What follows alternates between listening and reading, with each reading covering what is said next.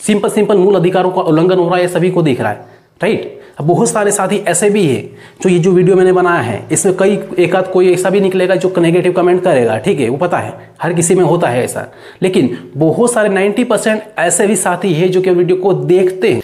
जोहार दोस्तों यहाँ पर आज के इस वीडियो में बात करने वाले हैं, डिस्कस करने वाले हैं अडानी वर्सेस आदिवासी। मतलब यहाँ पर उस व्यक्ति के बारे में यहाँ पर डिस्कस करेंगे, उसके पूरे कारनामों के बारे में डिटेल में यहाँ पर बात करेंगे, जिन्होंने आदिवासी समुदाय के हजारों व्यक्तियों को, हजारों लोगों को, हजारों परिवारों को दर दर भटकने के लिए मजबूर कर दिया, एक प्रकार से उनको घर से बेघर कर दिया।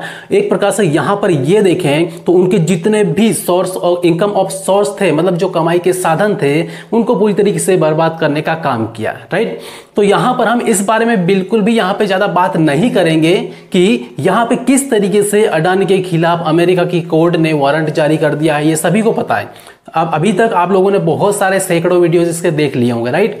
और यहां पर किस तरीके से अडानी के द्वारा 2200 करोड़ रुपए घूस के रूप में दिए गए, अधिकारियों को दिए गए, किसी और को दिए गए, कि जांच का विषय है, वो जांच होने के बाद में सारा सब कुछ क्लियर हो जाएगा, राइट। अब यहां पर हर किसी के मन में एक प्रश्न काफी ज्यादा उठता होगा, वो ये है कि जो यहां पर ये जो मामला है ये इंडिया का मामला है, अडानी के जो है इंडिया के हैं, वो सारा मामला इंडिया का है, तो यहां पर अमेरिकन कोर्ट के द्वारा वारंट क्यों जारी किया गया। दोस्तों अडानी वर्सेस आदिवासी के बारे में डिटेल में बताऊं उससे पहले इस प्रश्न को मैं क्लियर करना चाहूंगा कि ये जो मामला है ये अमेरिकन कोर्ट में कैसे गया और वहां से वारंट कैसे जारी हुआ, राइट। तो अब यहां पर मामला यहां पर ये शॉर्टकट में आपको बता देता हूं एक दो लाइन में, वो ये है कि मान लो से कि जो भी से 2200 करोड़ की जो बात हो रही है, जो घूस दी गई है, उसमें जो भी पूंजी वहां पे इकट्ठी मतलब की गई थी, जमा की गई थी, मतलब एक प्रकार से सभी से ली गई थी, उनमें से बहुत सारे ऐसे भी इन्वेस्टर्स थे जो अमेरिका के, मतलब निवेशकों के द्वारा दिया गया जो भी पूंजी है वो घूस के रूप में दी गई, ऐसा आरोप है, ठीक है। बाकी जो भी जांच होगी, जांच होने के बाद में सारा सब कुछ क्लियर होगा। लेकिन यहां पर अडानी को बहुत बड़ा झटका तब लगा जब अमेरिका ने तो उससे वारंट जारी कर दिया, लेकिन इसके बाद में अमेरिका के एक्शन लेने के बाद में फिर उधर अफ्रीकन कंट्री है केनिया, तो केनिया के राष्ट्रपति विलियम रूटो ने भी यहां पर एक प्रकार से उनके जितने भी टेंडर थे जिन पर साइन हुआ था, जो टेंडर अडानी को दिए गए थे, वो सारे सारे रिजेक्ट कर दिए, राइट। तो इस तरीके से यहां पे इनका जो पूरा काम है और इनके खिलाफ जितने भी एक्शंस है वो स्टार्ट हो चुके हैं, और हो सकता है आने वाले टाइम में अलग अलग देशों में भी से इस तरीके के जो कारनामे हैं वो देखने को मिलेंगे, राइट। अब यहां पे दोस्तों बात करते हैं, हमारा जो मेन पॉइंट है, मेन टॉपिक है, वो ये है कि अडानी वर्सेस आदिवासी। दोस्तों यहां पर ये जो व्यक्ति है ना, ये व्यक्ति वही व्यक्ति है जिसने हंसदेव जैसे जंगल को, उसमें हजारों लाखों पेड़ों को एक प्रकार से काट के पूरी तरीके से समाप्त कर दिया।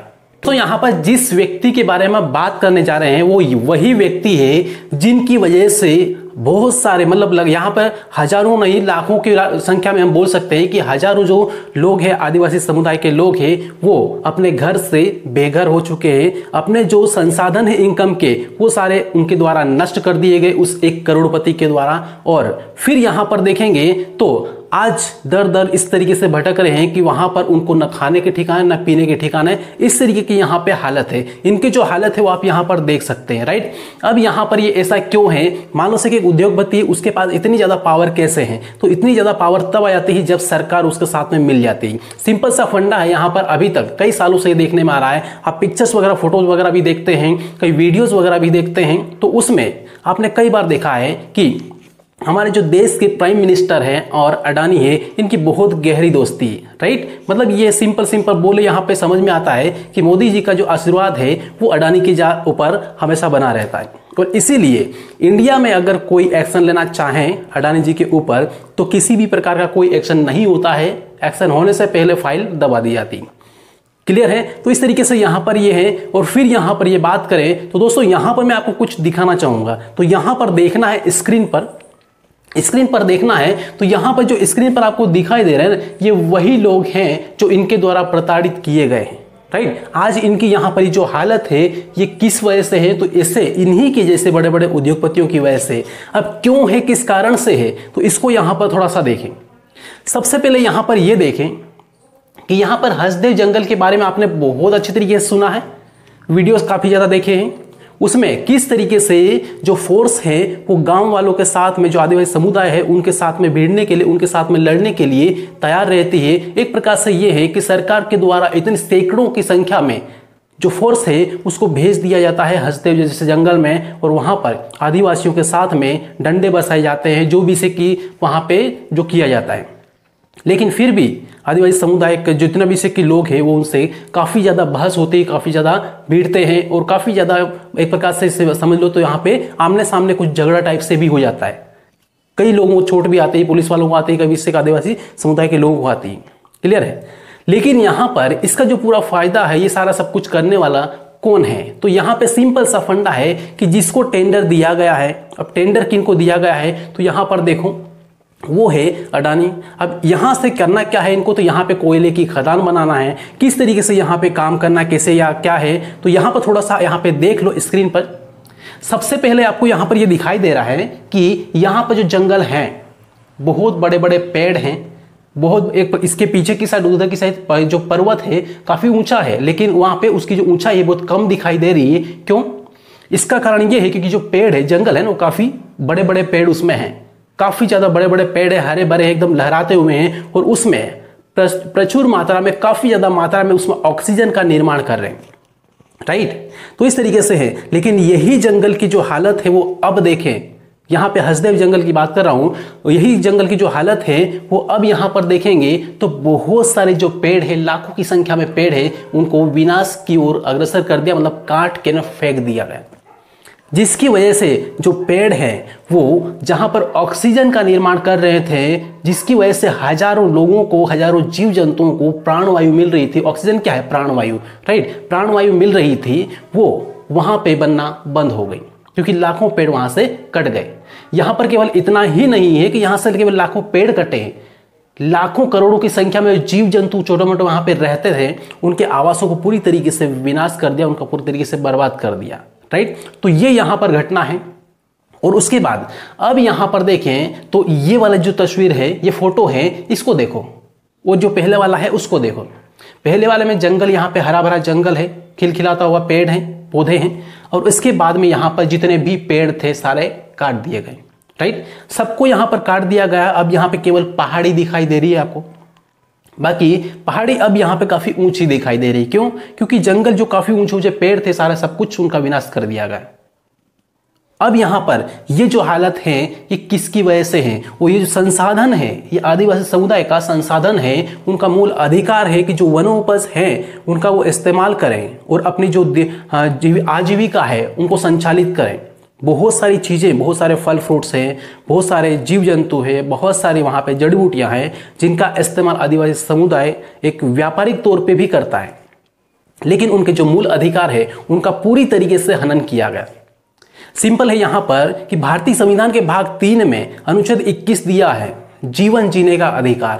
राइट। वो ऐसे करोड़पतियों के द्वारा, ऐसे जैसे कि बहुत सारे उद्योगपति, यहाँ पे तो एक का नाम केवल है, लेकिन बहुत सारे उद्योगपति हैं जिनके द्वारा इस तरीके से कर्मकांड किए जाते हैं। तो इस तरीके से इनके द्वारा पूरी तरीके से बर्बाद किया जाता है। क्लियर है।